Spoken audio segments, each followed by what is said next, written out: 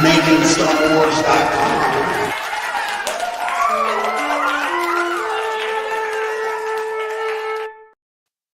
Hi, I'm Jason Ward, and I'm here to exclusively report that Wade was Obi-Wan Kenobi's brother.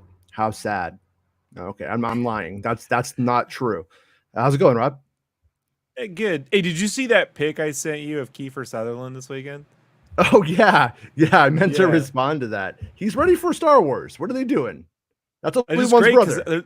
there's all this concept art in episode 1 of like Kiefer, like, like they used his face as Obi-Wan, and then like now he's got the Obi-Wan beard. Like he's straight up, he aged pretty well into that role he's not in, but Yeah. Do you cool. remember back in the day when they weren't as savvy about what they should release? Like how they showed the kids who didn't get the Anakin role. Remember, like when they Oh did that? yeah, like right on But the making of and shit. but Like, they would have like Ray Fiennes as Obi-Wan and Kiefer Sutherland. Like they would just release the concept art showing those actors like in the parts that they didn't get or weren't offered, which looking back on it, it's a little bit, maybe not. I don't know if it's not ethical, but it's definitely not sensitive, especially right. especially when your I career's not on fire. I was watching another interview with Christopher McQuarrie from a year ago, and it's screenwriters, and they asked him, Christopher "Hey, McQuarrie wrote some of Rogue One, in case anybody. well, this is doesn't what know. I'm talking about." They asked him, "Hey, want to talk about your time on Rogue One?" And he's like, "What time on Rogue One?" With that grin, Yeah. And he's like, "I only talk about films I'm officially credited on." Oh, okay. Like he just won't admit. I guess he has to admit some of the other shit because he's like, yeah, I never wanted to talk about my time on Edge of Tomorrow or whatever, but Tom went right out and goes, so Quarry's McHugh's helping us with the so cat's out the bag on that one. He will not talk about it though. Yeah, well, it's weird because I had, lots of Rogue One documents, and he was on set. Like he was the on-set writer as well. So he was there while they were filming the reshoots, literally watching everything. And I guess if they needed something changed or altered, I guess maybe he was the one who sat down and started doing it while Gilroy directed, but I'm not sure. I'm not sure if he left and then Gilroy came aboard and that was just it. You know what I mean? Like entirely. Hey Chris, I sent you an invite if you want to hang out today, just so you know, on Twitter. And Lonely Lizard says, I only have one prediction for the finale. Liam Neeson appearing as Force Ghost of Qui-Gon Jinn. Yeah. I mean, me. Like Liam, like Rob. Liam just wants to be like me now. Like, just be honest, I can pee myself. Hold on. May got very official. She's all, good evening, Jason and Robert. Hi, Meg. Only my parents call me that. Robert. And they're dead now. So I guess now it's Meg. Dr. Roberto. I do like Roberto, but I can't speak Spanish. That's the problem. Like they say that and they go, hey, they start speaking to me in Spanish. I'm like, I don't fucking know what you're saying. How about we call you Roberto? And when somebody says, like, speaks to you in Spanish, go, you know what? Your Spanish isn't that good. Let's just speak English. I think you're more comfortable Honestly, Jason, I just prefer asshole. The chat's really settled into that one, and I've gotten used to it. So why don't we just roll with that? Well, have the right opinion next time. Have the right opinion, bitch. I like that one. Yeah, pretentious little bitch. Little bitch. It's going on my tramp stamp. I told you. Yeah. Santa says to put the likes. Hey, Santa, and today we're going to be using Star Wars Santa's Kenobi predictions Google form to participate in his predictions, a contest that I'm not going to win, but I'm still going to try. I'm going to somehow hope everybody gets like none right and I get them all right and somehow come out at the end, Isn't it great how like you have all the info about the series, but we can't win the prediction sheet on Santa's game like almost ever. The only one that we were winning on was Boba Fett, and we didn't have any info on that series, right? Like, not till like later, yeah, not till more on the back end of it. It's an odd game, but yeah, I will say, I mean, you have to sincerely annoy the sources so much They're just like, look, dude, okay, listen, they fight twice. Just shut the fuck up. Like, okay. Oh, Tell boy. Rob he's the R word again, you know? I think it's really cool that O'Shea Jackson Jr. is playing 10-year-old Princess Leia using mocap technology. Like, look, dude, he's playing Roken, all right? Can you just get it? Can you just stop already?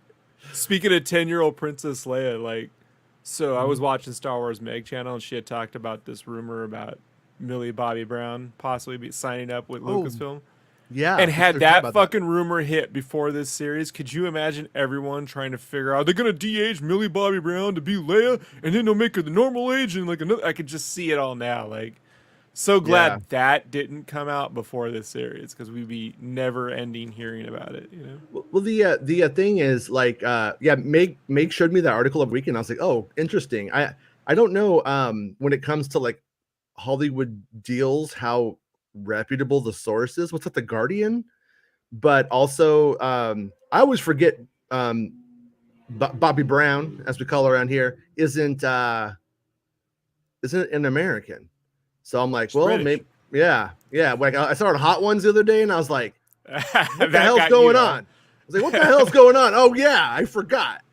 That one got my wife when we were watching. She's British. I'm like, you watched? Was it the Holmes, Ilana? I can't remember the fucking name. Yeah, Ilona Holmes, some shit like that. Yeah. Yeah, and so like she's like, yeah, but I thought that was like an accent. Like, no, we're not. The Americans are not that good at pulling off British accents. So. But like what like most people just completely overlook, like in general, is like when me and Meg were just kind of like, or me and Meg and Santa were just kind of like talking. It was like, oh, I wonder, could it be like a Padme? Because she'd be a good Padme. You know, could that be like a Padme thing or something? And it's like, you know what? She's as old as they were when they played those roles now. So like, I'm kind of like, if there's any like legitimacy to it, maybe it's for the Taika thing or something. Maybe they're starting to talk. I'm hoping it's for the Taika thing. I'm hoping it's just a new character and we don't have to, you know, we can get past this. She looks kind of like Carrie Fisher. So what? Let's move on. She looks like, she is like really is like the perfect in between of Carrie Fisher and Natalie Portman. Like she really would like but it's a character that can't do much other than just talk sass and start shit. But like that's, you know, like I just limited things we can do with characters is not something I'm in the mood for in terms of their theatrical stuff. Like I just want them to go into places that we can't really imagine, right? So this would be the time to sign an actor. Like given the way Taika's talked and like really early in the script process, you got someone attached. This would be the time. So we'll like right for that person, sort of, right, or you know, to their skill set or whatever. Yeah. I don't know that much about her. I mean, I watched her, and you know, I saw some of the Sherlock Holmes spinoff thing. Kind of wasn't my kind of movie. I was a little annoyed by it, but I'm a jerk, so it just is what it is. And then I've obviously seen her in Stranger Things, and that's pretty much all I know. I saw her in a Princess Leia costume for Halloween one time, and I was like, hey, it's pretty good Princess Leia. So yeah, but she does have that like general look. It would probably bring a boatload of Stranger Things hardcore fans over who follow everything she does, and we would get Drake. I know about that. That's all I know. That. Do you think she uses the British accent in the Star Wars? Yeah, or does she go with the American accent? Yeah, when it comes to a Star Wars, you never know. You got British people being Americans. You never have Americans being British people. But yeah, you do. Hayden. Well, he's not British. No, James Earl. He becomes James Earl Jones when he puts on the helmet. That was always weird to me. That like, because James Earl Jones is an American. It's just right. I think he's got that thespian accent. No, he and Christopher Walken were stutterers, and when you stutter, you start kind of talking to get around the stutter, and that's where his dialect comes from. Just like Walken. Yeah, strange. It's rad, but it's interesting how that happens. But so Eric Denton has apparently got all of the Lego characters, but it says he didn't. I didn't. Ghostly Bob. There's only one Bob I've ever liked, and it was. I didn't think about that. We are Jay and Bob technically. Yeah. But I talk. Yeah, that's. It's I hot. mean, you Yeah. know, I'm willing. that's the movies, man. That's the movies. I love the View Askew verse. I was Hmm. this is Star Wars related.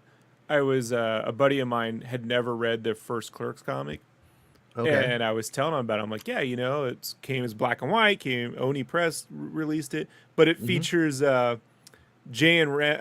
features Randall and fucking Dante, Hmm. and Randall is they're trying to move all these shipments of Star Wars action figures. There's this whole black market for Star Wars action figures, and Kevin Hmm. Smith wrote this in like '99, and I'm like, it's so good, it's so relevant today.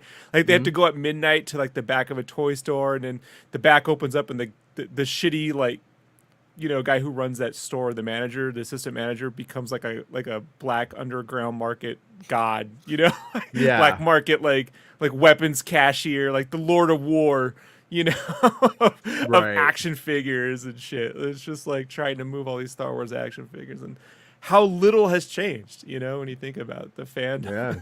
Just worse, Yeah. really. I mean, because they cost so much now. They're like $15 for one of those things. I just I don't know. I know there's this thing called inflation and it's a problem, but when I was a little kid, I was three. My allowance was $3, enough to get a Star Wars man at Gemco, and I just don't really like spending $16 on a Star Wars man. Doesn't make any sense to me, you know. But anyways, good day, Mr. Maximus. By the way, and Meg said she'd adopt you, even though she's like half your age. I don't age discriminate. Yeah. If you're wealthy, you're welcome to adopt me at any age.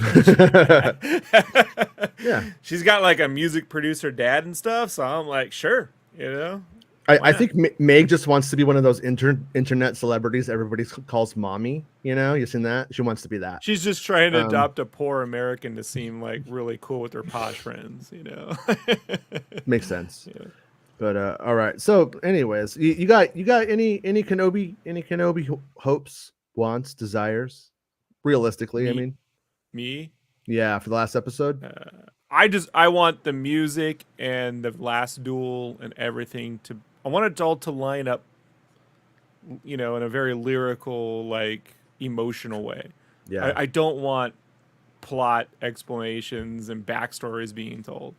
I just yeah, really want to feel and experience what they're going through as they're going through it. That's all. That's my only expectation. My only hope.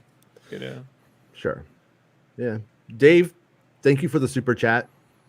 Finally made a live show. Got to love retirement. Nice. I hope you're enjoying your, I don't know, summer vacation for the rest of life. That sounds pretty rad to me. And I Also, appreciate the support. Hmm? only assassinators, right, and murderers. They get the Assassins? L. They get the middle letter, right? Like Oh, right.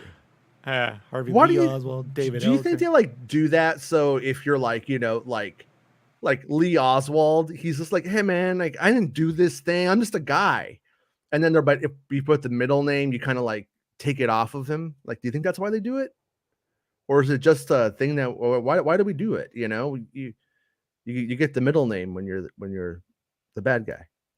When people ask me this question, I tell them it had to do with the Dewey Decimal System, and since none of our generation knew how to use it, they just Mhm. believe me.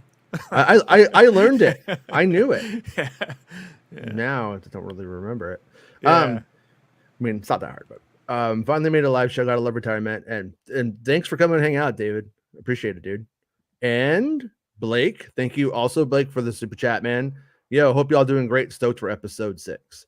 So, Funny thing about Blake, he lives in my realm of the world. oh yeah, Yeah. so you and Blake are kind of like internet neighbors, Yeah, well, I'm so not to gonna speak. hang out with anybody, but yeah, What's wrong with Blake? I mean, Blake looks pretty cool. He looks it's like a cool guy. It's COVID Mhm. ravaged over here. Mm. It's out of control. Is it really? It's gone. Yeah, it has. Yeah. Yeah, I was talking to my dad, and he was telling me like, 20 dudes. He was like, they have like a list of out people that are out for COVID, but it doesn't say who they are. There's like 20 dudes this last week that were out. He's like, I'm thinking about taking some vacation days. I'm like, might want to, man. If they unionize the Starbucks across the street from me, I should set it up to where Blake and I go into the drive-through in separate cars, and I'll get him a a coffee. I'll pay it forward. Right? I So won't go to Starbucks until they unionize. I'm one of those dudes. Won't do it. Over the weekend, I had some time to myself, and I was like, I'm really gonna play Fortnite. Just nobody's gonna bother me. I'm just gonna play Fortnite. Bespin gets on. He gets on. For the record, he didn't. He must have just been like having a cool, fun life, doing fun things. And then but I want this Darth Vader in Fortnite. And I'm like, I don't know if there's like alternate skins or whatever. Like when you get past level 100, I made it to level 92. Played my little buns off, but I was having a pretty good time with it. But what I did was I put my iPad right here in front of me, and I just put Kenobi on, plugged the iPad in, and I put Kenobi on, and I just like watched the whole series, all 5 episodes, while I played video games for a few hours, right? And two things is number one, it looks like a movie on an iPad. Just throwing that out there. Looks a lot better on the iPad for whatever reason. And other thing is a lot of you guys are watching this in like 120 hertz and stuff. You got to turn that shit off, just for the record, if you're doing that. Star Wars Santa. I'm not calling you about Santa. Frame rates. Yeah. Don't increase your frame rate on film. I've had a couple of friends. I've had a couple of friends who like just didn't know. Like the TV came out the box like that, and so you got to turn that shit off, or it looks like a sports game. But anyways, I was watching it on there, and when I watched them all together, like I really have zero problems with the like writing on the show. I think it's tight, and I will say I respected the score a lot more. I think the score is going to get a bad rap upon release, and I think over time I think that will flip. I still think that final episode is key though. Like how high does this crescendo go, and what classic themes do we get? Because I do think at the end of the day, if they don't put Battle of the Heroes or Duel of the Fates in there in any kind of meaningful way, I think it will just literally be rejected. People will just be like, nope, you didn't do it. Fuck it. Yeah, I think the music's fine when you listen to it as a show. If it were in any other show, I'd be like, oh, it's fine, it's cool. The problem for me is, again, they should invoke more of what Giacchino did with Rogue One than a synthy score. Yeah, I bet I'm not. They hired Holt to do Holt, and Holt's doing Holt. I get you. I just don't agree with the take. Yeah, I was open to it. Was looking forward to it. I see it. I don't get it. So, yeah, whatever. Yeah, I mean, like that. That's my thing with it is, they hired that composer to do it, and so she's gonna, compose how she composes. But the one thing is as I was like listening to like the smaller violin moments early on, I'm appreciating them more after hearing them bigger later on. And so if that continues, it's not that much more to continue, but like I said, I'm appreciating it a lot more.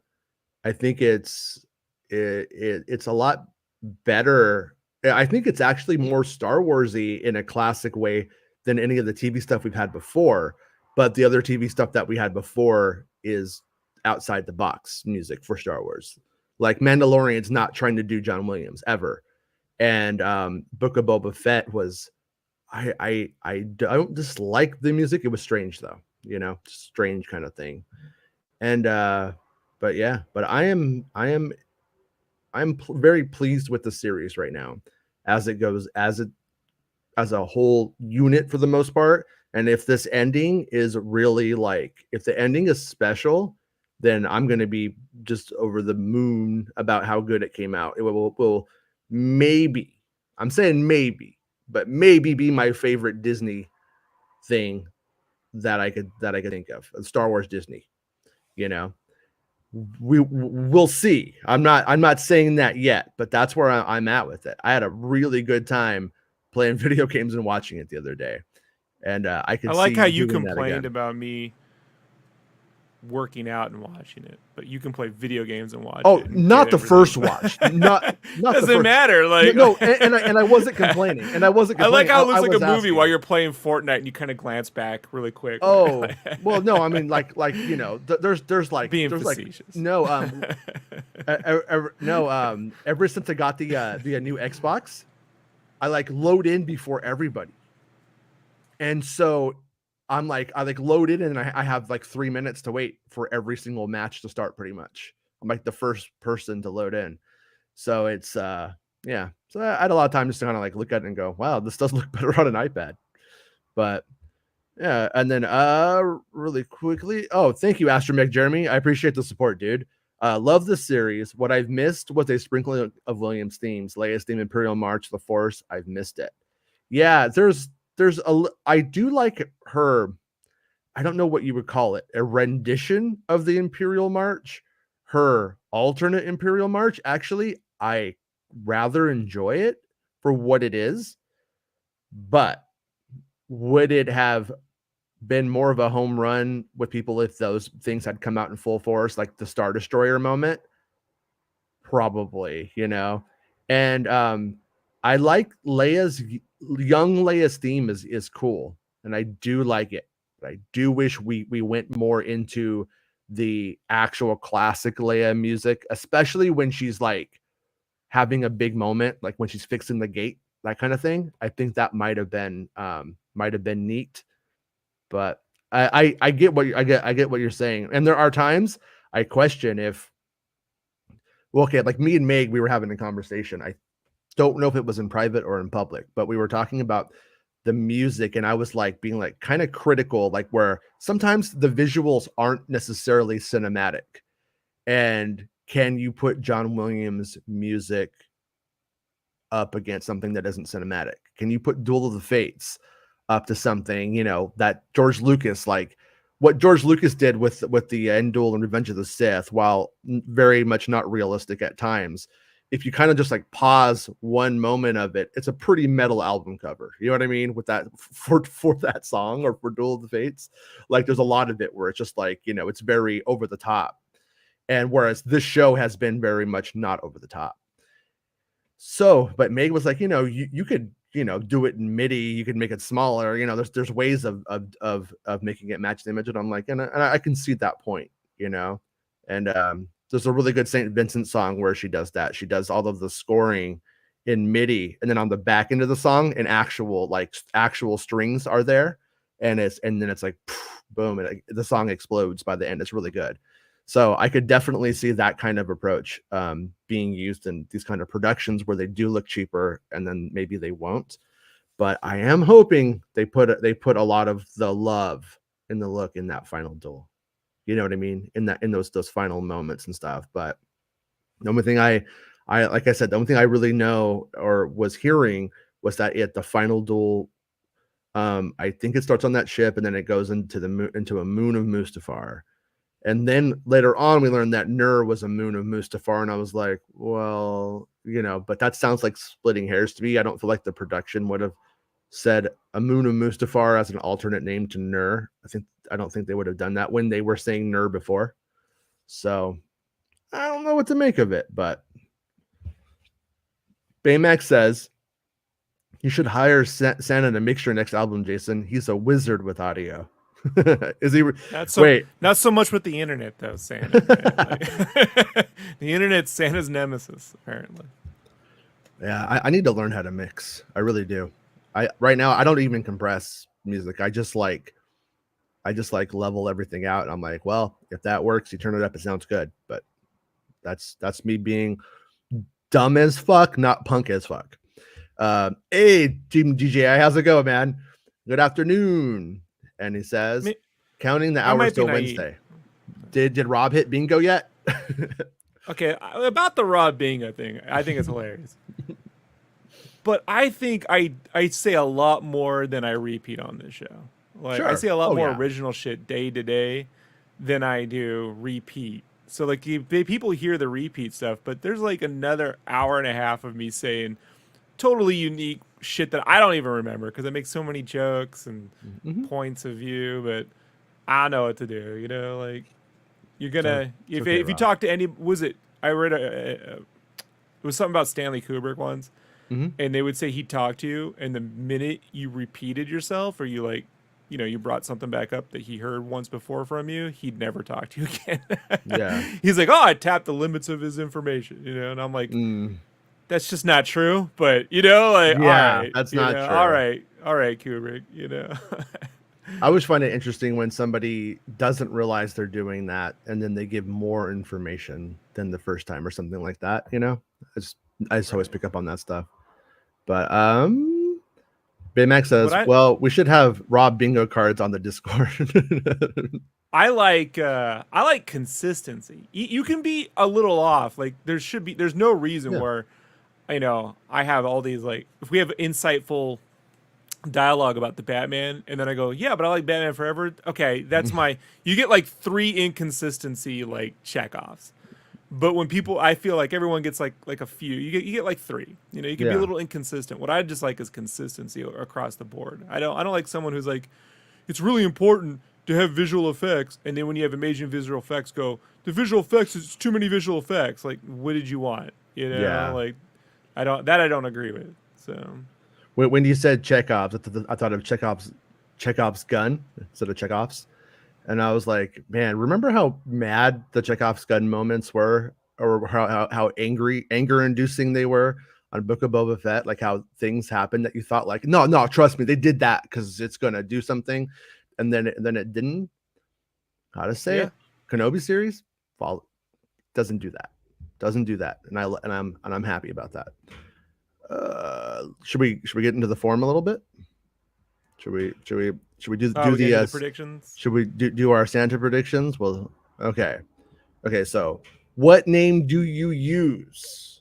How about Precious little bitch. um precious big bitch, big Jay bitch and McStevenson. Ghost, Silent Ghost Craft. I don't know. Okay, actually, I think we have to use Making Star Wars, or Santa will disqualify us. Okay. Hello there. Someone says it. You think we're No. gonna get it in the series, or you think we don't get it? This doesn't seem to be a reverential, like they're not. We haven't had any. I have a bad feeling about this, even though I felt Roken should have used it when Leia was gonna go mess with the Lola bit. He still Like, might. He still might. he might. We have a good Right. Roken moment coming. I promise. We haven't had any wipes, Kurosawa wipes. We haven't had, so I don't think they're gonna be Yeah, doing like hello there's. when he does his there are alternatives to fighting moment, he doesn't quote his A New Hope line. It's paraphrased or rephrased, you know. Right. So I'm gonna so let's say no. Let's say no. He'll be like, there, hello. It'll be different. All right. I've got a bad feeling about this. Do you think they're gonna do? Normally that doesn't bother me, but one of my very few gripes about Star Wars Visions was every short was doing, I got a bad feeling about this, and since they're like Yeah. 8 minutes long, you're like, you can't have that every several minutes. Yeah. So I'm hoping, I'm gonna say no. I'm gonna go out there and say we're not getting any of that stuff. I have like a working theory on that, and it's 1138, and I have a bad feeling about this, are generally George Lucas films, or something that George did. So you're not really supposed to do it. Like that's his inside joke on his stuff usually. Not that they haven't done it, not that it doesn't come up, but it's like in every Star Wars movie, like if it was the George Lucas one, you'd find 1138 somewhere. You don't find 1138 in these new things, so that's kind of where I'm at. I'm gonna say no too. All right, Kenobi, somebody says it, not his full name, just the last name. We always go with yes on that one. I think Ben and yes, Ben and Kenobi are both names, because you don't want to keep saying Kenobi over, you don't want to keep saying Ben over and over, so I think they kind of switch it up. But his secret identity name. All right. Light the blue. Kenobi lights his lightsaber, not someone else's. Yeah, I mean he's gonna. Well, Fight yeah, Vader again, it's the final supposedly. duel. I mean, what's he gonna do it with? Right. The red saber is lit by someone. Once again, that would be kind of weird. All right. Spinny, and Inquisitor saber spins.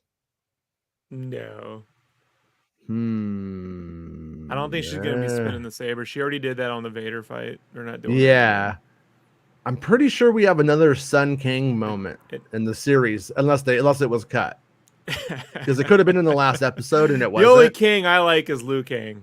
All right, Yeah. Sun Kings. You know, I don't know. I'm being a little bit of a dick, but I don't see them doing any spinny Inquisitor blades. No, I think they got that out when Vader broke her spinny blade in half. Right.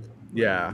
I liked I did love that moment though when she's like, look at this feature we came up with, and he was just like, little fool, I don't give a fuck about your fucking spinny motor. And he just like kind of like stops it. Like that was pretty badass. All right, they fly now, and Inquisitor uses their helicopter blade. I'm just gonna say no because I can't have the series ruined for me in the 6th episode. I can't. I'm very happy right now. I can't have that happen. What do you think, though, Rob? No. wait, hold on. Everyone's wondering how Reva lives. At the end, she spins away. Oh, Yeah, like Penguin. She just goes off into the air. it turns out when Darth Vader stopped it, he actually imbued it with extra dark side force. And now she can fly even higher and faster and further. So that'll teach him. Oh, like in Wonder Woman 84 where she can just fly now? Like, yeah, why not, right? fucking dumb, dude. Good man. Sorry. Making Wonder Woman just have the ability to fly, really stupid. Bad idea. Sorry. I'm not a purist. I'm always up every now and then superheroes get some power you didn't know about. That's dumb. That's like giving Batman the ability to super speed run. Like, don't do that. Like, it's not gonna I don't want to see that. Or Jedi's the ability to suddenly speed Don't run. Yeah, that was a bad idea and then take it away when they need to run at the end of the movie. Yeah. Smart. I mean, I'm okay with the actual logic of how you couldn't use it at the end because you would fall into the hole maybe, so you wouldn't do it. You're running that fast, so I could explain it away. But the thing is it never comes up again. It's never used ever again, and that's where you're like when he's in the desert running with Annie, he should have just picked him up and done that little force run to escape Darth Maul. Like, could have been in the middle of the movie. Yeah, very strange. Could have been a cool Kung Fu Hustle moment. Remember that running bit with the dude and the old woman where they're running? All right, Stormtroopers. I think we're going to see more than one Stormtrooper seen together. I think that's a given. I have to say, now, right? weird compliment to the show for the cast Stormtroopers, like the physiques of the Stormtroopers themselves. They look good in the costumes. Like they actually, you know what I mean? Like they look like the action figures. Thanks, Jay. I've been doing a low carb, so now I'm actually all the Stormtroopers in the series. They just they duplicate me, so I'm snug. George, you're not in this. I'm there. I'm everywhere. I'm here. I'm there. You're really buying into that. You're the god of Star Wars stuff. That you're omnipotent. That you're everywhere and everything. I think you're drunk with power, George. Yes. All right. Yeah, and so yes, and so but so when I'm watching it, I'm like, they like it's like really good, but then like I kind of crack up, and I'm fine with it. But like when you have the big moment where all the Stormtroopers are with Reva in front of the gate of Roken's place, and then like all like there's just one little tiny one. There's like this one person that's just like really short for a Stormtrooper. And I see it. I'm like, you know what? I'm glad you got in there though. It's obviously probably like 5-0 first. They needed like a bunch of them, but the hero Stormtroopers in this are pretty good. I hope they use those same people again. Force powers are used by something obvious, not meditation, and we know that's going to happen for sure. I mean, do we? Yeah, we do. In the end duel. Also, Qui-Gon showing up. I mean, come on. It's all right. I'll take your word for it. Yeah. All right. Someone rides a speeder. Okay. See, this confuses me. It needs to say someone rides a speeder bike or Vespa, not someone rides a speeder or Vespa bike. Because when you do What if- that, I go, someone rides a speeder. I'm like, yeah, someone's gonna ride a speeder. But so he's saying, are there speeder bikes? The I Vespa laugh shit, because yeah. Jason, I laugh because I keep thinking about how Reva leaves the Lars homestead. Does she take She does she lands in take her ship, yeah. a Vespa? You know, well, the ship would be trackable, right? Like, I mean, my whole thing about the ending that I don't know is Jimmy Smits there? she goes to Alderaan and then gets blown up. Maybe. I mean, She you know, becomes the security for Leia, you know, because she's so easily caught. I mean, if she, I don't think this is this is just based on me speculating, but I was like, if she went with Bell Organa, that could be a hint as to the track that she goes on, or them trying to relocate her into the, you know, into the whatever, into the, what's it called, the path kind of thing. But on the other hand, when you watch the whole episode or the whole series together, you're like, is the path destroyed now? Because it does seem like the path is pretty destroyed. They found 2 bases. They now know what's Endura Varma, Tala has to literally give up what's going on to try to save Leia in that moment, and the people that are on Roken's base. So there's kind of so I'm not sure. I think the path might be kind of busted. Not that it won't be rebuilt or need to be, but because like Roken's, like I said, he's gonna have his moment where he like goes on his own way and does his own thing now, kind of thing. And I kind of wonder if that's where it's heading, you know, is to like a different version of that stuff. Yeah, I was thinking of you were talking about how you didn't like the name, or pretty much a lot of the names Disney's been using, Lucasfilm and them been using overall. And so I didn't spend a lot of time on this. Like, I only came up with like 2 after like eliminating, but I was like, you know, if you're gonna invoke a smaller story, you know, there's like a couple ways I would have gone with the title for this if it wasn't just called Obi-Wan Kenobi. It was gonna have like a pulpy name. Yeah. And the one I would have gone with was the hidden path, right? Like a dual meaning. Like there's a hidden, you know, there is a path. There's also a hidden path, like for Kenobi, like he hasn't found it yet, you know, like kind of thing. Yeah, it'd be called the path would work for everybody. The path, I know, but I was trying to find something that was more pulpy. Exactly. You understand what I mean? The path is no different than calling it Kenobi or, you know, Jedi Savior, you know, or just Savior. Like, so, and then the fun one, because it invokes my favorite Indiana Jones thing. If you made a real meal out of that whole Inquisitor Fortress, right? Just to invoke Kurosawa again, the fortress of fear. Yeah. Right. Right? But it's also like, you know, or like Tomb of the Jedi would be sometimes, man, one. like the fortresses of fear are the fortresses we made ourselves. You know what I mean, dude? Like in our head. You know? Tomb of Fear would be an interesting one too. Just if there was a way you could, show Kenobi in his cave, he's like in a tomb, and then he sees those Jedi in the tomb and in the Inquisitorius, right? If there's a way you could really paint a similarity, like he's self-entombed himself. You know what I mean? Yeah. Like he's buried himself in a way.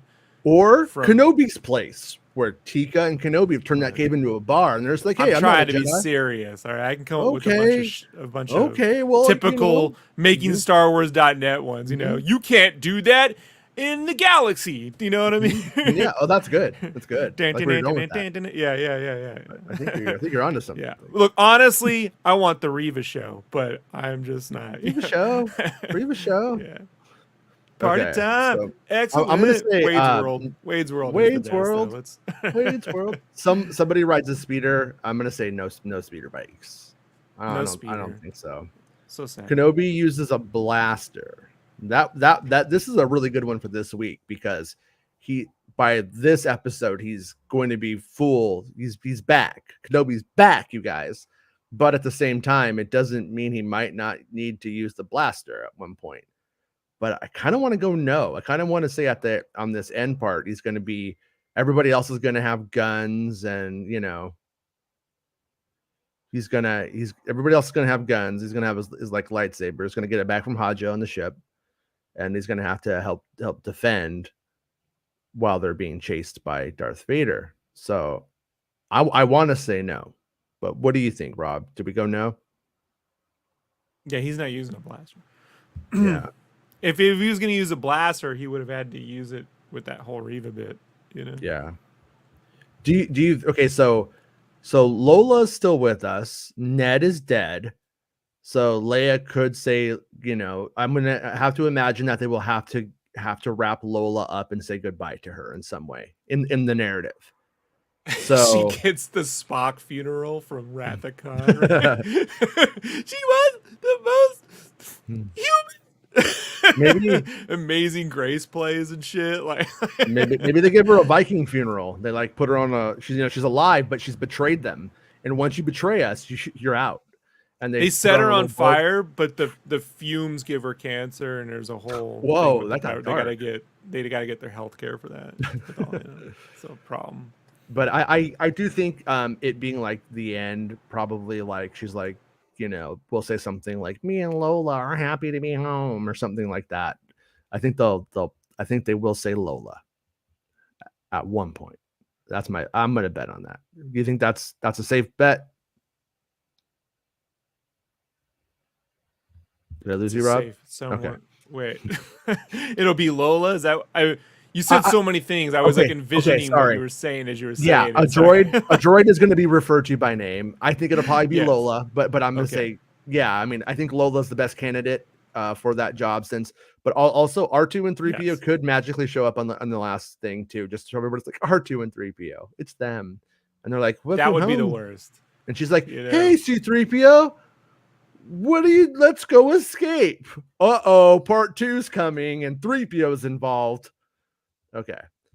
All right. Yeah, somebody calls Luke or Leia by name. I think that's a safe one. They're gonna say Leia. Non-humanoid species has a speaking line in another language. We see subtitles to translate what they said, or they're just like chapa chowa, something like that. Non-humanoid species. I don't really have a point of reference to that there would be one in this, No. Yeah, it doesn't seem like matter of fact, they're not using too many subtitles for a lot of these aliens, and I really wish they'd stop. But it's kind of cool when I talk like this, and I'm an alien who likes fascism. Yeah, Jason, what I don't understand is it's not hard. You just have the actors come up with all the languages on set. It's just, you don't even have to invent this. You just tell them, Oh, by the way, man, I am totally on board with the Grand Inquisitor.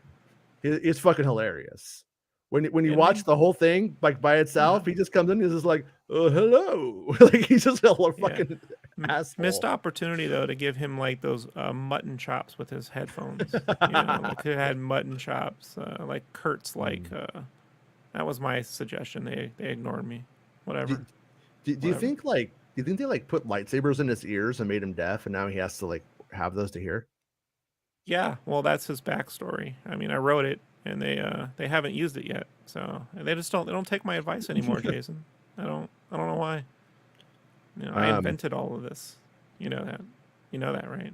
Will Inquisitors fight each other, George, or argue with each other when they get to the moment where they board the ship at the end?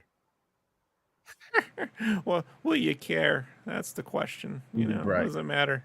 They're fighting their credibility as inquisitors at this point, right? He's just savage, that George. Savage. Yeah, he is. It's just really. I think he should just chill out and go along for the ride. Right, George. So I'm gonna say the Inquisitors. Well, here's the thing: if the fifth brother catches up to Reva for a few moments, let's just say that happens. Is she still an Inquisitor at this point, or is it safe to say Reva's not an Inquisitor anymore? She's not, right? Not an Inquisitor now. She's fired. She's already been left for dead. Yeah, I think when Vader leaves you for dead. Yeah. Let's be honest. He should have just cut her in half right there. But But you ever think maybe he's one of those really busy guys, and if you just came back to work, he wouldn't remember he fired you, and you can just kind of go back to work like nothing ever happened? you know, Jason, you're dangerously close to. You're triggering me, Jason. You're triggering me here. This is ridiculous. You can't just ignore the will of the Grand Giorgio Inquisitor. And go back to work just because you don't feel like not being the producer anymore. You can't do that. You can't do it. Remember, remember when what's his name? When old pussy eating beard tried to do that with Return of the Jedi? Tried to show That's up what to I the was meeting? invoking there, Mike. Yeah. That's what I'm saying, George. People are like, "What is Rob doing? This isn't even like funny." Like, you guess you have to know your Star Wars making Star Wars history. Yeah, Kurtz. Fucking know. Kurtz. Yeah. Kurtz Kurtz kind of showed up to some meetings that was very clear he wasn't supposed to for Return of the Jedi. Okay. They wrote a song. It was the Kurtz Comes Back the very next day, Jason. You know that, right? Sure. Yeah. Okay, Yeah. so here we go. All right, we're I back. think we're almost going to have light speed in this episode if everybody doesn't, if the partisans and the Force sensitives don't die. No, they don't. So no. Probably. I mean, they're gonna have to get away, right? Unless they all get murdered. So they'll just walk it. That's what Boba Fett does. You just walk it. Walk it. Yeah, you just walk it. In kindergarten, I used to book it, so I could see it. We see the Starline, but this would be the best episode that would be for it to happen, where we have like the moment with them getting out of there, But you think we don't get it? I'm probably gonna go with whatever you think on this one because I really am undecided. I'm just curious to know, like, do they fix the drive while he's fighting Vader, and then he has to get back? Like, it's weird that it's all sort of occurring on a ship that can't get away at the end. You know what I mean? Like, do they drag the ship in, but then they get out and I don't know. I mean, this is me reaching, but yeah, I mean, like if the fight does start on the ship and it during production did sound like it did. One of the earlier things I said is I think this like starts on like broken ship, but if it does start there, it clearly doesn't end there. And so how do they get off the ship? Does the ship go down? Do they beat the hell out of the ship and it crashes? In which case, this is why I sort of wish the culmination of this fight between all of them sort of had primarily taken place in the fortress, and then this secondary rebattle could have happened on the partisans. Yeah. Well, we still got to see how. What did they do instead of doing that before? I know, but this is the part that I get real. This is the only like real like nervous part. I'm like, because if they just like we shot their tractor beam and then they get off, it's like that's all it took, huh? I hope not. I hope it's crazier. I mean, what if they do the light speed skipping and we totally get this wrong? No, they won't do that. If they, I have a feeling. I have a feeling everybody would have been like they brought light speed skipping back. So, and little pose on the ship, and he goes, "Oh, one day, he's like 2, Yeah, he's like, that's a crazy idea. No, yeah, this is a lot of talking for a real easy answer of yes. Okay, it's not even a hard question. A new moon or a new planet or moon is visited. And I feel like this one is probably a yes because, like I said, they were calling that set the Moon of Mustafar. What if Kenobi just gets in the escape pod to lure Vader away from them, and then escape pod lands on a moon, and that's where they have their whole fight? That's what I'm thinking happens, except. If the duel does start on the ship, though, Vader has to board the ship, A New Hope style. But how do you get Vader off your ship? He's not the fucking alien. They suck him out the fucking. If Kenobi goes into the escape pod, goes out to the planet, and then Vader gets an escape pod, and they both escape pod it together. Like, they could separate escape pods, right? Like, yeah, I mean, they could double escape pod and then meet down on the surface. And, just imagining Vader hunched into an escape pod, like he's like 9 feet tall. Like, well, they've already shown what he looks like when he's shitting on a kid's potty in the first episode, second episode. So they might as well at this point. But Yeah, so I'm gonna go with I think that there is a new planet or moon visited. All right, episode runtime is listed. All right, are we saying yes or no to this one? Is it greater than Greater than 45? 45 Oh, minutes? yeah. Is it greater than Oh, 45 no, minutes? I say no. You think it's shorter than 45 minutes? I think it's greater Yeah. than. I think Oh, it's you I think do? it's I think We'll it's go under yes. I think it's probably going to be 50. That would be my guess. My guess runtime would be about, Yeah. the 50 minutes range. I go with the unexpected. It's closer. Well, there was like reshoots and stuff, which makes me a little bit less reliable on this, but I do feel like the first episode and the final episode were kind of around the same like production kind of time, but that fight and reshoot kind of makes it a little bit harder to put together. But I'm gonna hope for that. But I don't think it's like people are like it's like an hour and a half. I don't think so. If it is, that would blow my mind. All right. You name it. No, give me answers, but it has to be a legitimate guess. So a legitimate guess. Right now, off the top of my head, I got R2 and 3PO are there at the end. When she returns home. Because like are they gonna show Leia returning to Alderaan? I almost feel like you do have to do like the return for that character. It's sort of like the fairy tale thing. She goes out into the forest, meets the bad thing that then pulls her down the rabbit hole, and at the end she must return. Is that a legitimate guess then? That's a legitimate. I have a better one now. Okay. All right, I'm gonna go on a limb and say I think this is better. You tell me. Okay. All right. Beru talks Reva out of killing Luke. And that's the Beru talking. All right. I'll go with it. Because Owen's not a guy who can talk to you and like, yeah, and you sympathize. Yeah. So Beru talks Reva down. Yeah. Because Owen just makes you want to punch him. Yeah. All right. I'm submitting. I submit to no one but Star Wars Santa. All right. We did it. All right. We have done our predictions. We weren't that good this season with this Star Wars show, but we kept forgetting to do it and stuff. But when it comes to this next, it comes to Andor, we're not going to miss one. We're gonna do them all for Andor. We're gonna make sure. You've been like a 9.8 on your scoops, and I'm sure there's something that's not perfectly right somewhere that I can't remember. The actual plot points are all there, like the things. And I was always like, how do they connect? I've always been like, I don't know, kind of seems like this. But so I'll say 9.8, which is really good. And then, but our predictions have been like 0.8. Yeah. 0.8. Yeah, it's not so good. Yeah. I mean, it's like every time you think, like people, myself included, sometimes start to see like Lucasfilm as this like entity that has a thought process.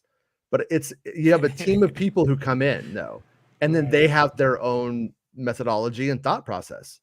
And then that's what Macquarie talked about this in this interview I was watching, where he said, screenwriters, when they sell scripts, you're taught to sell, and then you sell it, and then the producer gets they attach a director to it, then a director's they're gonna throw that script out essentially and do whatever they're gonna do, right? And I sort of feel like like if the studio has an idea for something, once the showrunner comes on, since that's generally the head writer anyway, that they do what they're going to do. And if that contradicts the logic of 20 other comics and a couple book series and a video game, oh well, like they're making their series, Right. And I do think rightfully so. I mean, there's no way, I could not imagine a world where like Marvel had to line up their movies with their comic books. Like it was all going on at the same time. Like people, there's a feeling out there that people think the MCU is hard enough to follow with some extra TV shows. Could you imagine if and all the comics are connected too?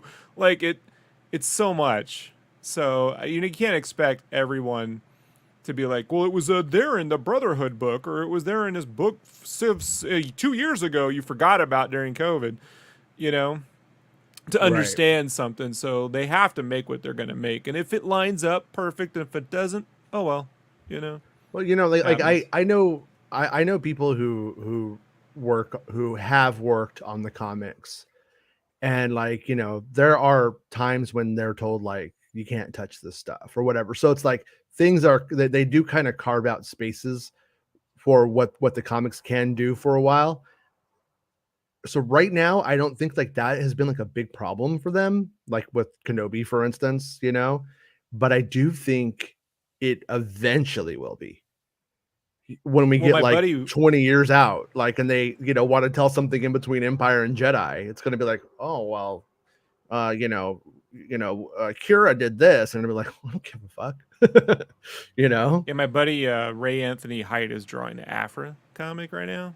And Okay. so, like, when he's all done, I want to hit him up and go, so what was it like? You know what I mean? Like, and he'll be like, Yeah. off the record. You know, he don't want to get himself in trouble. Or if he's like, it's great. But I would like to know, you know, what that process Mhm. was like from his experience. Great artist, Ray Anthony Height. Yeah. Yeah. I mean, yeah, the art is pretty solid usually. Although there's this one new comic coming out. I should have brought it out for the show, but it shows like Vader and Palpatine. They're talking, and Palpatine looks like white dog shit from the 70s. I don't know what they were doing with that guy. Like how he was drawn, it was just so awful. I was like it looked like, remember when Dark Horse did Dark Empire, how they would draw like Palpatine, where he looked like he was a bunch of like warts on top of warts or something. Like it just You looked talking about weird. the Dark Empire version of him? Mm-hmm. Right. Yeah. Yeah, Yeah, yeah, Cam that's what it looked like. Kennedy drew that. And, like, the art of I'm always like, I don't know, man. The art's like, sometimes I'm in awe of it, so long as I Mm-hmm. don't think of it as Star Wars, because it Yeah, has like he was trying to mix some of that Frank Miller kind of look, you know, with that Klaus Janson kind of inking, and then you were doing this like watercolor coloring, but it's just like all primary colors, and you're either into that or not into it, right? So the art on him is definitely not on model, right? Like it's just crazy, like Sin City textures and stuff. And yeah, no, exactly. It's truly not bad onto itself. right. It's almost like I usually look at that kind of stuff and go like, do I feel like this is embodying the character still? And like, but when I look at it on that one, I was just like, this doesn't feel like the character even. Like, I don't really care if I grew up reading the original Marvel comics from Star Wars, like buying a comic book store had them in this big bin, and they were 50 cents for the old Star Wars comics because nobody For wanted my them. money, Hmm. But it's Vader not looks the weird. story, the art alone. Mm. Is it Oliver Vatine, the artist who was on the first half of the Heir to the Empire series? Okay. His blend of actor likeness and simplifying, like it's somewhere between like Mignola and like still has really cool, interesting proportions. You know, like yeah, he has a lot of early Mignola in there, but he also has these actors likenesses that are dead on, but they're also comic book. It's not like he's redrawing photos of Mark Hamill and Han Yeah. Solo and Harrison Ford. But I think since Palpatine is in there, it would have been fun to see him hook that Yeah. one up too. But yeah, I think he's, for me, that's the best actor's likeness artist who's ever produced sequentials, not paintings, but actual interiors. Yeah. Oh, I like it when they trace the actors from films of the movies. The Um, craziest version of Palpatine of all time is the Return of the Jedi manga. Like mm, that artist, he does these really amazing backgrounds, which I really like. mhm. The characters are like every movie got a different artist for the manga, and my personal favorite is A New Hope's manga. It's brilliant. It won an Eisner for a reason. It's a masterpiece. But Yeah. the Jedi one, Palpatine, like blah, like he looks like Large Marge on Mm. Pee Wee's Big Adventure and shit. Like he's just all bugged Just out and shit. Fucking batshit crazy, bro. yeah. The art on there is, I'm looking at it like I'm impressed because it's so off model, and the backgrounds are truly amazing, but man, that those humans, it's just you gotta have a sense of adventure with that. Right. Right. Yeah. Baymax says they share a pod down and have a catch up off screen. And Oh, I'm like, Vader and Obi-Wan. yeah. They talk it out. Do you think they're going to write more dialogue like between them? I know there was a moment like where he throws Padme, you know, and the good in him back at him, and I think it's in this fight. I don't think it was supposed to be in that first fight. I think it's in this fight. And so, do you think they will actually have like a lot of dialogue? Because that's one of the things they've wisely they've not overcommitted to it, but there's moments where people are like, why is he letting Kenobi burn? Like, why is Kenobi on fire? Like, why is that okay? I And thought, or you know, why doesn't he walk through the fire to get him? And then Hayden came out. He was like, yeah, Darth Vader's disappointed. He wants more from this guy. He wants more of a fight, which is what I assumed it was, but they're not yeah, telling us. they're never gonna do this on the TV side, at least. Yeah. But I was hoping when they were in that Tomb of the Jedi, like that would have been the place to use those force backs in a way. Like if Kenobi or Vader was Kenobi was reliving their deaths.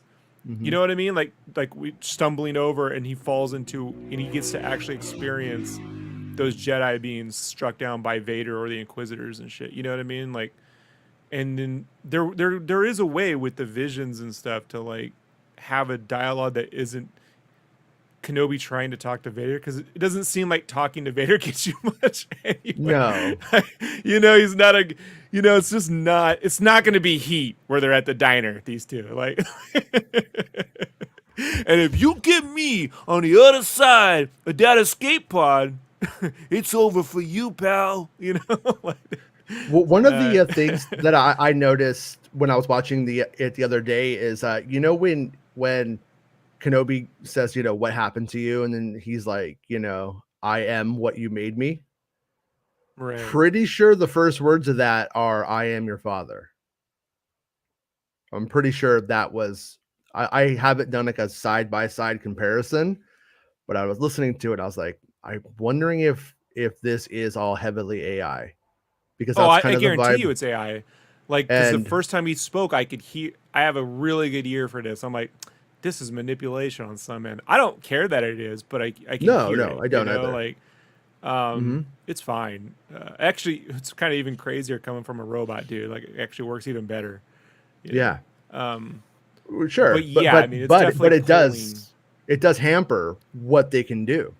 Like it does Now, if hamper how Kenobi, much. if Vader starts telling Kenobi how much he likes the royal baths, then we know where they were pulling that dialogue from, right? Like,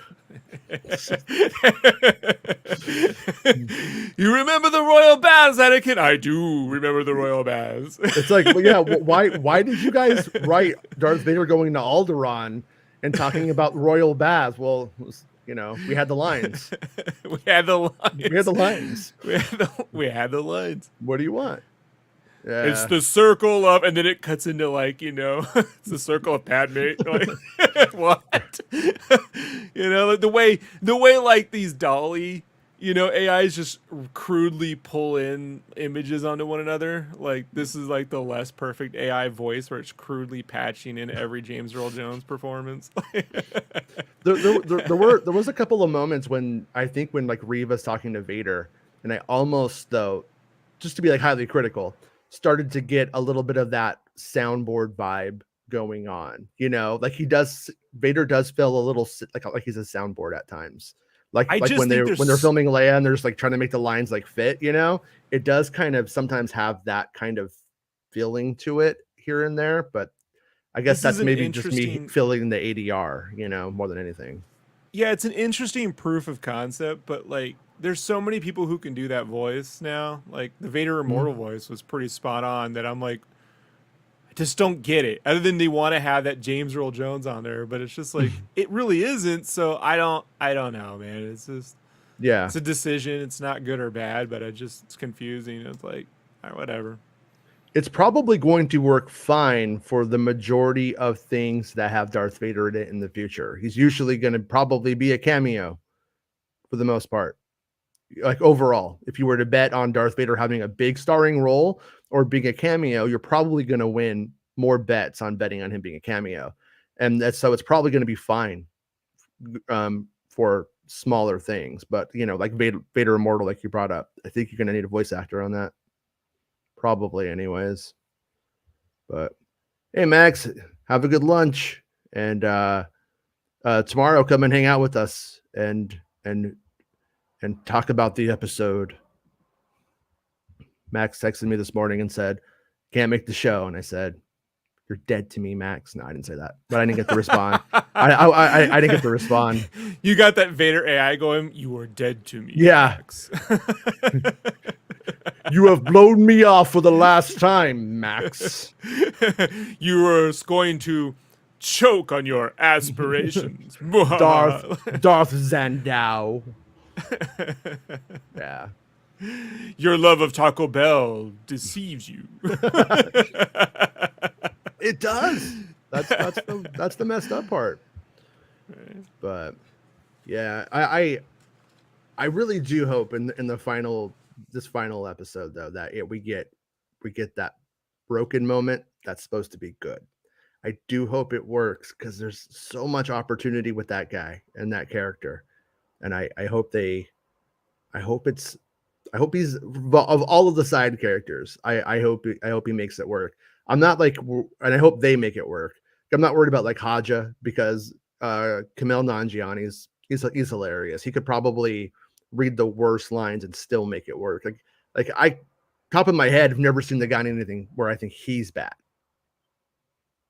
He tends to make it work, and so it's like those are the two living new characters who can go on because Ned and Tala are dead, and so kind of like worried about that, not connecting as much, especially after I heard good things about him. I think he's good, but I do think there's a couple of moments where, like, you know, they just had him do the line, he did the line, and they just moved on.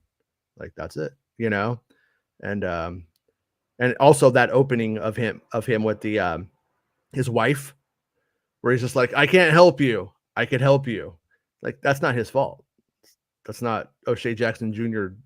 doing anything incorrectly, but I think they did it incorrectly for that scene.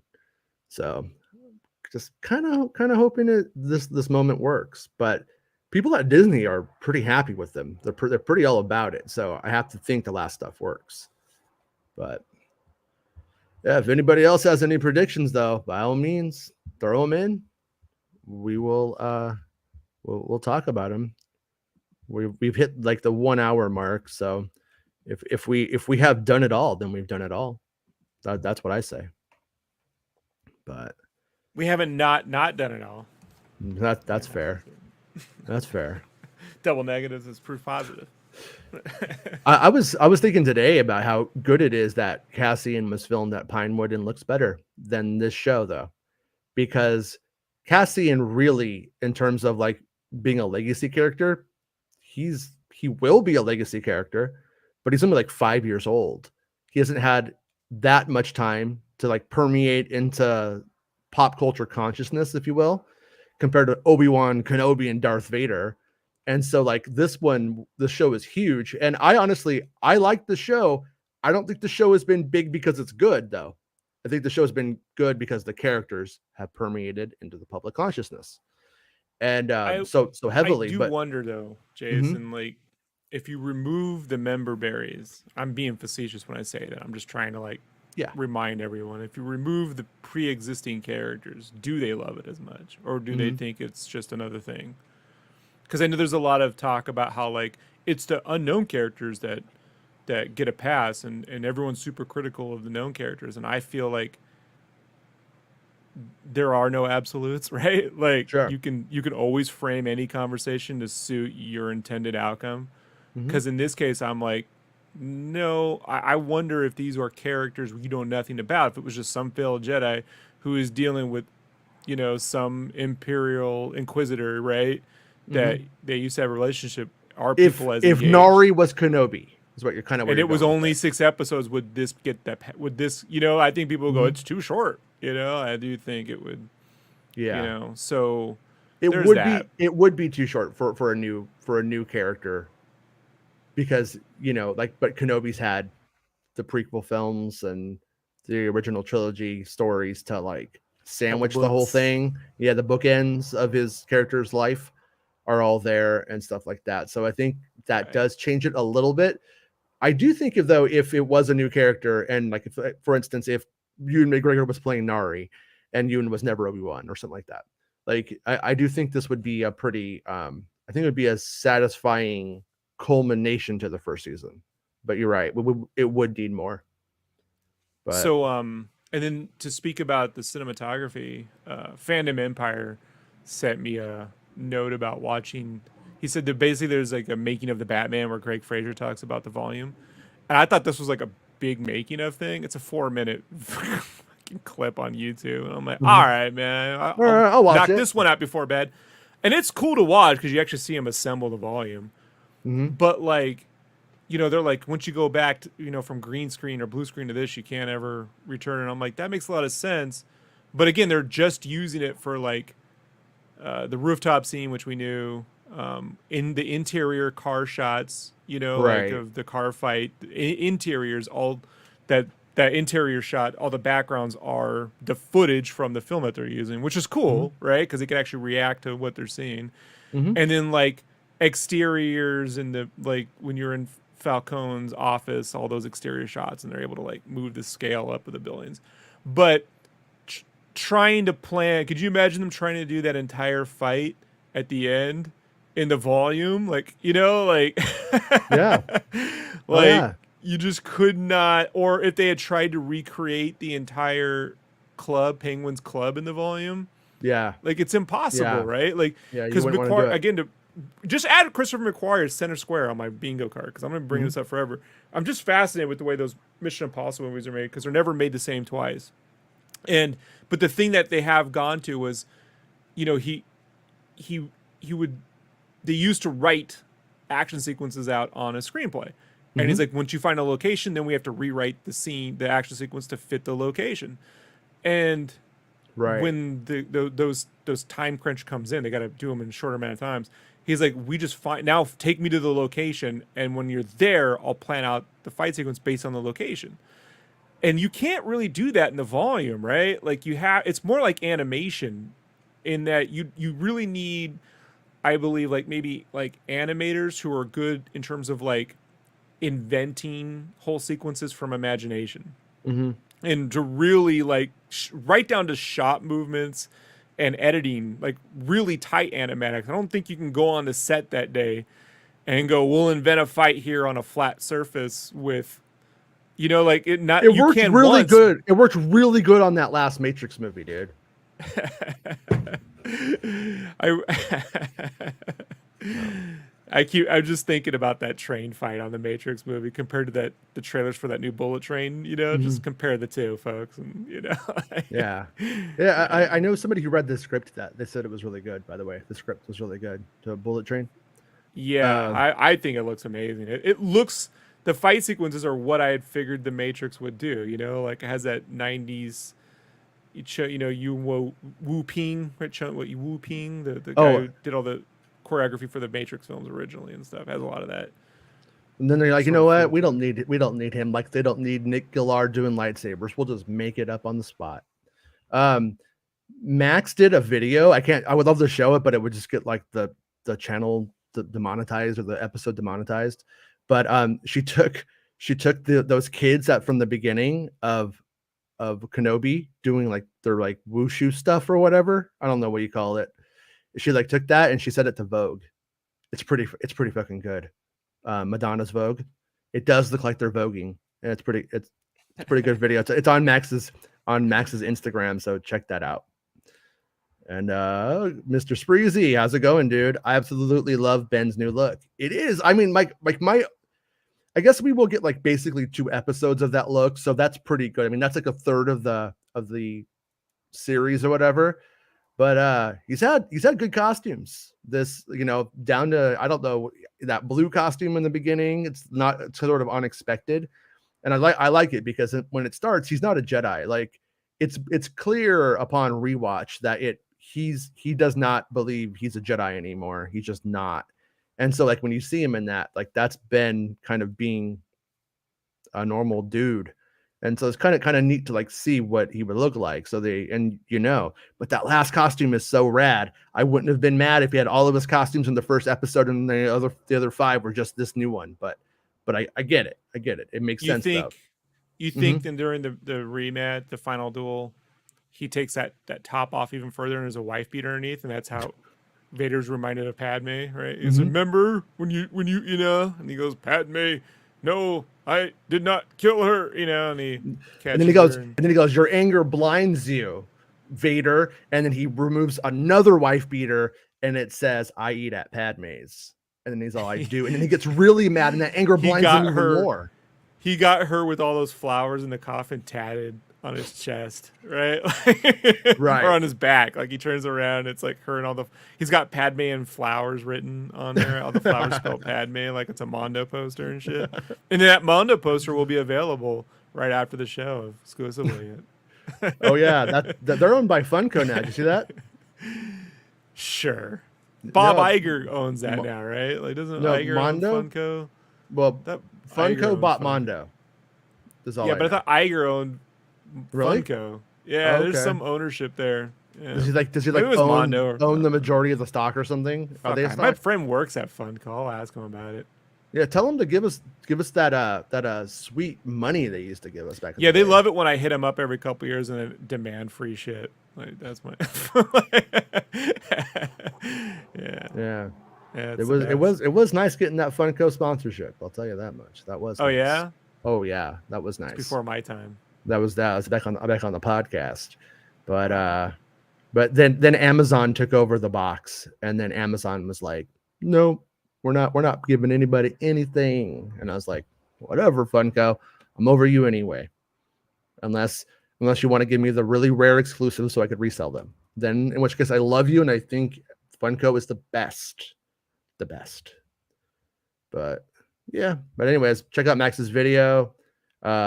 Do Santa's predictions. Go over to the Star Wars Santa Discord and get the link. It's a pretty good time. I appreciate it. And tomorrow morning at I think 9 a.m. Pacific Standard Time, I'll be on Santa's show in the morning, and we'll be talking about how I'll be like, Santa, why do you make me get up so early on the nights I gotta stay up all night to watch the show? And he was like, ho ho ho, I don't care. Whatever, dude. No, I'm kidding. But me and Santa changed our morning show to Tuesdays. Then I realized I had to stay up all night that night, but just only one more, so it's not bad. But we're gonna I think we're gonna start looking towards Cassian, obviously, like this week. Everything's just gonna become more Cassian centric. And I do think if you don't like the look of the show, you're gonna love the look of Cassian. As you can see in the trailer for Cassian, the show looks pretty stellar. The whole thing at the end of the day is it a good script? Is it a good story? Diego Luna's a good actor. I think I trust Diego Luna as much as because it could be a shit story and a horrible actor. As long as it's pretty, we'll watch it. Right? No, that's the opposite. Yeah. See what? That's the opposite. It's what's inside. I don't even George. think they should talk, Jason. I think it should be a silent film. See, that's the trick. A sign of a true director is no words, no actors, just visuals, and you just leave it to you. Remember when you and Rick McCallum would do a bunch of coke and talk about how you were going to release Star Wars as a silent film, and then you didn't, and then all of a sudden like a soundtrack came out and it was like a half-assed silent film edit of all 6 films on as a soundtrack pack-in? That was weird, George. That was weird. Well, that's also how we came up with Red Tails, but I wanted to call it Shirt Tails, but apparently that was already taken, and so we had to remove the animals and make it historical. So was it just a coincidence that the Red Tails were actually a significant historical piece of history that was just super important? Totally coincidental. Yeah. Yeah. But I mean, it worked out in the end, right? I mean, it doesn't really matter. I mean, you don't have to listen to them talk either. But probably best if you don't. Yeah. You don't listen anyway, George. I've noticed that about you. All my years talking to you, you don't listen. What? Son of a bitch. Son of a bitch. Ruthless. You know, still got that CEO swagger. You know? Oh, yeah. Yeah, he doesn't care. He doesn't care. But yeah, so tomorrow night, I think it'll be probably me, Max, and James, and if Chris is up, Chris, I'm gonna be join gone us. for a couple days. You're gonna be So I'm gone. not doing it tomorrow unless you do a show tomorrow during the day, but I doubt that. Watch, Yeah. tomorrow's when the news hits, and then we're stuck doing the show. Might be tomorrow. news tomorrow. You never know. Whatever. But not tomorrow night. 'Cause I'm not staying over. And then Wednesday, I got a dental appointment. I got to fix the force growth. I got to get my force growth teeth clean. Right. So Thursday. Yeah. Then. That yellow and blue, it clashes. You gotta keep those teeth, those pearly I'm whites. Come in and tell you all how the show sucks. I'm going in hating it. You gotta prove to Rob why this show's man. So oh, what? No. Normally, you say these toward the end of the show because you have the least amount of viewers, but we get the most amount of viewers at the end of our shows. I gotta make these jokes right at the top. Like, right? You gotta start it early. Show's all backwards. We can't have it snowballing. Like I don't bigger. go into the show early. looking to hate it, folks. Like, all right. Of course you don't. No. No, like I always say, Bride's here. No, like I always say, I don't. I would never want you to fake that it's working for you, especially because people want to hear their opinions echoed back at them. That's and I don't hate the show. More boring. Yeah, I hate the holiday special. Like, if you want to see what it's like for Rob to hate something, go watch the episode where Jason. I did not realize we were going to watch the holidays, and you made me watch, and I'm banging my head against the table. Like, that is not like, a performance. It's going to get taken down. I'm like, I don't care. It's not a performance. It's legitimate. Like, why? I think you were like, I'm being serious. Why are we doing this? Why? There's nothing to learn here. There's nothing to glean. Because you know what? Some people say 9/11 never forget. I say holiday special never forget. And I didn't. I observed that day. And a lot of people like to pretend like it didn't happen, or, oh, it was so good. Oh, look, I got the shirt with Boba Fett on it. Isn't that cute? No, it's not. It's not cute. It's disgusting. It was fun talking to my buddy who passed away because he was 10 when that came out. You're right. And he had, or turning 11, he had just seen, the year before. He was so excited. And he would just recount to me, the sheer letdown that Star Wars was over for him. Like, he thought it's over. Yeah. Like, it's going to be bad now. Killed it. They killed, and it was such a long wait from 78 to 80. That's 2 years of your childhood. That's 77. Came out May of 77. And so that's 3 years. And they may as well have been 10 when you're that age. So. Yeah, when you're under 10, a year is like 5 years of a normal person's time, I'd say. Yeah. He was just depressed. And then Empire turned it around for him, and then Jedi killed it. So right. He was one of those cats. He was just 17 when that fucking Jedi finally came out. For me. In the 90s, I used to go to like antique stores to try to find Star Wars toys. And a big thing that was going on back then is you'd have like estate sales, or there would be like where they would dress a house up with a bunch of stuff, so that way it looked like it was lived in, and then people would buy the house, and then they would remove all of that stuff. There was this moment in time where Star Wars had been the primary thing that they dressed homes with in Orange County, and that there came a point where it's like, whoa, we have to stop doing this now. This shit's old. So around 1990, 91, you could just find Star Wars stuff in the box, like figures and stuff, Power of the Force 85 stuff, like just perfectly new, pretty much, at antique stores. And we would go there to this one toy shop called King Richard's, I think it's called. It's like a big 2-story place. And when we went in there, the guy was like pulling everything out, and he was just like, yeah, he's like, I'll sell you all of these for like, a couple bucks. I'm like, okay. So I bought all the Star Wars stuff. He's like, hey, you know what you should do? You should look at this thing called Toy Shop Magazine. And he gave me an old one. And I opened it up, and it would just have like all these Star Wars toys. And like, you'd have to go to the store and get a money order, and you'd mail it out, and you'd be like, I want a box speeder bike, please. If they didn't have it, they'd send you back your money order. If they did, they would send it. And, from that magazine, there was an ad, and the holiday special was in there. It was like the best copy, pristine, VHS copy of the holiday special. And it was like $20. So I asked my grandfather, I'm like, hey, can I do some stuff for you to make $20 to get this? And he's like, yeah. So You know, cleaned all his paintbrushes and stuff for him after he painted that day, and made the $20. Then we order it. Takes weeks to come. Finally arrives. I get it. I put it on, and I'm like, part of me was just really happy to see Han Solo and Luke Skywalker, Princess Leia with Chewbacca. You know what I mean? Like a part of me was just like, wow, Right. there they are. Another part of me was just like, you know, I wasn't super critical. I was just like, but I could only just feel an emptiness inside of me. I couldn't figure out. Like it did not make sense. It was sort of like when you were in love with someone and then you just didn't feel the love anymore. And you don't, it was like the first time I ever felt that maybe. And then the cartoon Yeah. happened and I was like, Yeah, this was worth it. Tell me all about it, Jason. Yeah. It was like the holiday special decorated your library and then left you, huh? Yeah, pretty much. All right. It was like a carpenter, a sexy ass carpenter, tight jeans, and the same flannel you're wearing, George. Came in and he was Son just of a bitch. stapling carpet down in that library. You're like, and Marsha was like, I know, he's losing it today. It's memories. Yeah. Yeah, I felt that way about the emptiness inside. I know I just didn't care for the Ewok movies, and Jedi was hit or miss, but I think I didn't really hit that way until I saw like Batman and Robin. I think that's the one.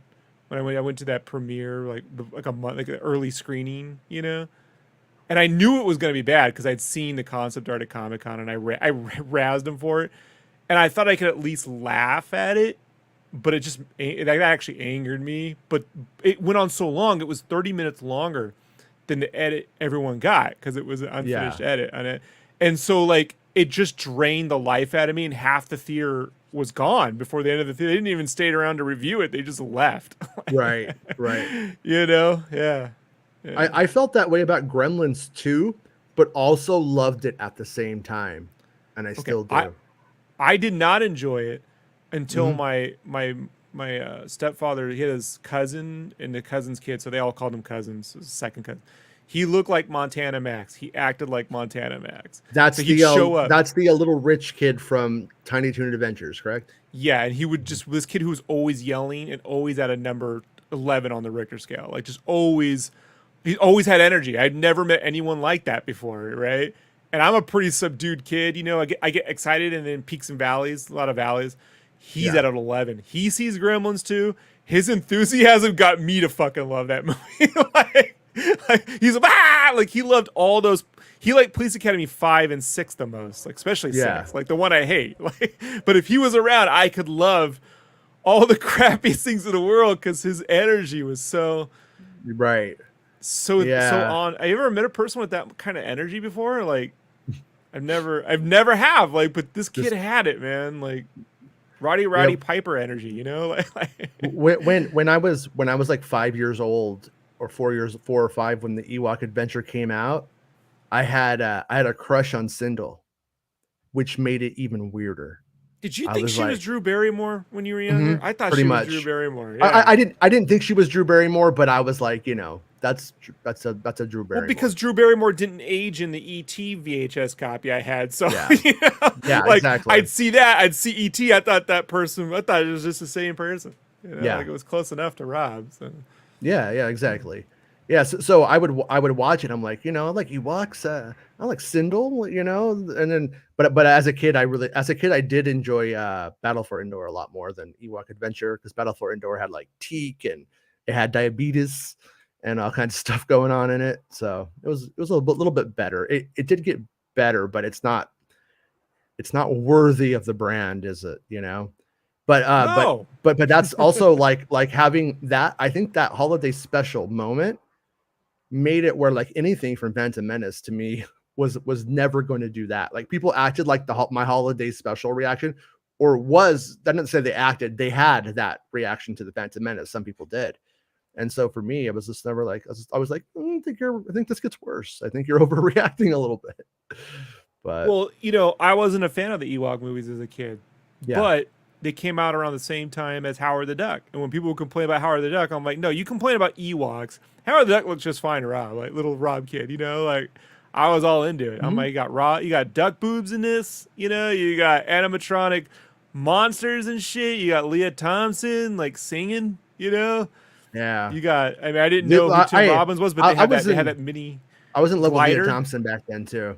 Yeah. I So was like Sindel or Leah Thompson. Ladies, fight it out. it had a comic book logo. I didn't know it was. I never read the comic, but it had the comic book. The logo's a big deal to me, man. Like, No, I didn't know it was letters and shit. I didn't know it was a comic book until the movie came out, and then like later on, someone's like, "That's a comic book and it's way cooler," and I was like, "Fuck you! How the Duck's rad." My uncles read the comic book, so I was the one who had to hear their internet. This is bullshit. The comic is way better, and I'm just like, whatever, man. Like I cannot. It used to annoy me, but now I'm like, I was so prepared for this because they were those boomers, man. They Yeah, I would. You just like reminded me of something. Like there was this. I've talked about him before. There was this guy named Floyd, and he was like my dad's friend, and he was like, so he was like my dad's age, and he worked for Foot Locker when like Foot Locker was small, like in like the like mid '80s, like when Foot Locker wasn't everywhere. It was like kind of blowing up, and he was kind of like big in the company. And they would send him out to like toy shows and weird things like expos to like do research for them and to look up stuff and like, whatever. He did all kinds of weird shit. He had the Nintendo like before you could buy it like commercially. It was crazy. But he was a comic book guy, but he was also like 6'2". He was probably like 200 pounds, like 6'2", was like an athlete, that's how he had the Foot Locker job, but he knew everything about comics. Like my comic book Obi-Wan was like a real dude. He wasn't like comic book guy from The Simpsons with like Cheetos on his shirt, It was sort of, I had a weird comic book guy, my comic book mentor at age 7. It's a real man. It's weird. Not my uncles. Not your uncle. Yeah. They were not real men. Yeah. They were lampoonish. I mean, they're the dudes from War Games. I right. Again, look at them like that is them. Like, and could you imagine them complaining about the next generation, right? Compared to the original Star Trek? And that's what I had to grow up with. That's prepared me. They hated Batman. Michael Keaton, Adam West is the only Batman, that will ever exist. Yeah. That's why I'm sympathetic, man, to like people who are like the prequels were my jam. I'm like, yeah, I get it. You don't want a kid. I didn't want to. You didn't want to hear. I don't want to hear my 20-something-year-old uncle telling me how the new Batman fucking sucked. You know what I mean? Compared to his Batman, I get it. So that's why I was like, I'm not gonna complain and try to teach everyone how they're wrong. I'll just not participate in this one, and eventually they'll probably get around to making one that I dig. It's a healthy way of looking at it, but it was that Batman and Robin that taught me to stop raging about your fandom if you don't get what you want, because eventually they'll make a bunch of other Batmans that you'll probably like, Right. So. Right. Yeah. And in this era of Star Wars is very much the same. Every story that comes out, it's going to have its own mesh of creators and topic, and you could take those same creators and change the topic and it could be better or worse. You never know what you're going to get. I'm just never do. Most interested in seeing how they do the Batman TV shows, the Arkham thing and the Catwoman thing and the Penguin thing in between the next film. Like if all that links up and it looks pretty amazing, that might be the franchise to beat, if it all syncs up, like, because that Gotham City, they did make a Gotham that you'd want to go, like you'd be dangerous as shit, but you did feel like you went to a place. It wasn't just, I like that they shot in Chicago. I thought that was an interesting choice for Nolan stuff, but it wasn't like I really got to go there because I've never seen anything like this. It's Chicago. It's interesting. It's interesting to see glass buildings next to a guy in a rubber Batman suit. Like, it is an interesting contrast. But this world, like, I'm like, I could see myself, like that's a place you want to watch another several hours of, Right. Yeah. That last Batman movie, I like it a lot. So I am excited that it becomes something, something bigger with consistency, like And everyone should hire Greg Fraser to figure out what their movies look like. At least Star yeah. Wars should. Star Well, Wars should just be like, let him figure it out. who's the Batman director again? Matt Reeves. Reeves? Matt Reeves? Yeah, like I wanted that guy to do a Star Wars thing at some point. I'm curious to see what he would do with it, You think Taika's taking forever? No Oh one takes yeah. longer to write than Matt Reeves. He really gets into his writing process on the latest episode of the Q&A with Jeff Goldsmith. So if you want to hear Matt Reeves talk about his process and how it is 100% not efficient, but it produces a result and it's the only way he knows how to make stuff, then like that is like the most honest answer I've ever heard. There's no kayfabe. There's no trying to omit, what we all know. It takes you an awful fucking long time to write. It does. And he didn't even finish the script. He got about all the Riddler shit. He got like all the way like halfway through, maybe the first third of the film. And then he had to bring someone in so they could, you know what I mean? They could help him finish it and not make the studio flip out. But mostly so he could get that tone down in the beginning. And there was no one there to like, change that, right? He was able to really solidify the whole feel of it. I hope his next Batman movie though has a stronger third arc or third act. The third act was pretty messy, pretty weak, and could have been a lot better. That's pretty much like if that had been perfect at the end, if the movie had gotten better instead of slightly worse at the end, I think it would have maybe been my favorite Batman movie. That except for it didn't have Prince, which is pretty rad. I don't think it's what happened. I think the problem is as much as I love the look of the city and the tone of it, you have zero sense throughout the whole film where anything is. I didn't even realize there was a water wall until the end of the movie, right? There's like this water barrier. Like they're all there when you look, but if the geography of the city was really clear, right? I mean, I don't have to show you a map, dude, but if they really set this up so that the geography of the ending played out and you knew where they were going, throughout the whole thing, it really does. Because otherwise you're just seeing things you haven't really seen before and things are happening and you don't have a sense of like what you're really protecting or doing. It's just events playing out. So I think that geography is probably the most underrated thing in big budget films, and it's the thing I feel James Cameron does the best when it comes to and probably has in the past, but Macquarie's done a pretty damn good job. I think the volume of work that he's put together in the last 4 or 5 years it's getting up there. I think that dude could sneak up when he's done and surprise people with the volume of work, and the quality of it. So Dell says, I wish I was still a kid when the Ewok movies came out. Or you mean when they eventually come out or when they originally came out? But we'll take it both ways. I tried to show my kids the Ewok movies when they were small, and they, like Rob, absolutely hated them. They didn't care, didn't work. And then when they went on Disney Plus recently, tried to put them on again. I was like, maybe they'll just kind of get engrossed in it and just watch it. And nah, they were like, this is dumb.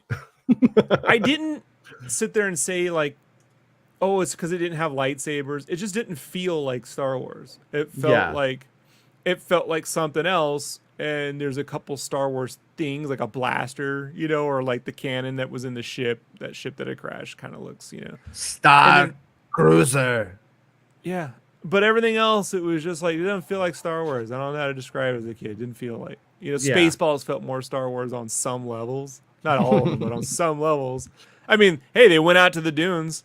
They're really out there combing the fucking desert with giant combs and shit. If somebody wanted to argue that Spaceballs was a better movie, I wouldn't fight them on about it. The story about Mel Brooks and George Lucas on that one? Mm-hmm. So, like, they can't make George merch? George said that he told George what he was doing, and George says you can't make the main guy look like Han Solo. And so Mel Brooks was like, so I made him look like Indiana Jones. I gave him the brown coat and the hat. There really wasn't, it was like, like he's just Mel Brooks, so smart, so simple. He's smart, right? Like, yeah. And Dark Helmet playing with his action figures is my favorite moment in any spoof movie ever. You know. Mm-hmm. Yeah. Dale says when they came out, I felt like they would have appealed to me more. Well, when they came out, like for me, they were it was a big TV moment. Like it was a Drew Struzan poster. Yeah, TV movies weren't really good. So it's like, once again, judging it based on when it came out amongst its peers, what was on TV at the time, it was pretty good. You know, like it was what you would see. Moonlighting was a TV movie at first, right? Oh, I don't know, the but pilot was like a it movie, was, like a 2-hour movie. It was a bit later though. Like right. in like 84, I just remember like TV movies being all like rich people with really big hair, or like remember that one where like nuclear war happens and it just like shows people like getting like nuked, but you see their skeletons drawn on them. Do you remember that one? Yeah, it was weird, but so they were all like pretty awful. You know, if they weren't like actual films being shown on TV. V was the closest thing. V was the best one of all time, best of the early 80s for sure. Right. Both of them. Yeah. I also had them playing with their own toys in that series. Yeah, I wanted those toys. We never got them. We all wanted those toys and never got them. Yeah, I wanted them. They should have made them dummies. But yeah. Would have paid for the series, idiots. Would have paid for the cereal, little lizards. No. Wouldn't that be great if there was a V cereal and inside they had like little like Captain Crunchies, but inside was the green marshmallow or something? Like all right. Very clever. Yeah, it's too bad they really shat the bed with that V remake, because V's a good fun concept, you know. The only person who probably could have pulled that off is James Gunn. Mm-hmm. I thought you were going to say J.J. Abrams. No. James Gunn. You need a horror movie meets practical effects meets big spectacle with a sense of humor. With a sense of humor. I think the right moment. Was the only one who could have gotten close on that. Yeah, I agree. All right, well, let's call it a show, so that way tomorrow night comes faster. But come and hang out with me tomorrow morning on Santa Show. It'd be a good time.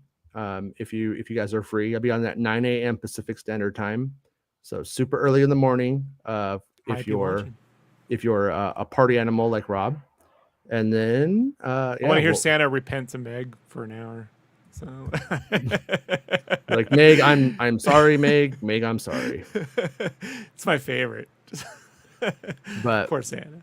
Hey, Dale, get off the screen, Dale. I'm trying to get rid of Dale. It doesn't want to let me. All right, there he goes. All right, so yeah. Well, the show's done, so I don't know why you guys are still here. Get the fuck out of my house. And we'll be back. I'll be back tomorrow. Rob will be back in 2 days if he's 2 days, unless his little teethies hurt. But no, my teeth are in gray. I've been taking good care of them. Good. Okay. And yeah, if anything happens, I'll jump back on as always. And we'll see you guys tomorrow. And make sure you like the video and subscribe to the channel. Become a channel member if you want to pay me the big bucks. And then I'll see you guys pretty soon. Bye. It's the end of the show. Come on, let's go. Hey! It's the end of the show. Come on, let's go. Hey! It's the end of the show. Come on, let's go. Hey! You know you should go. Come on, let's go. It's not about spaceships.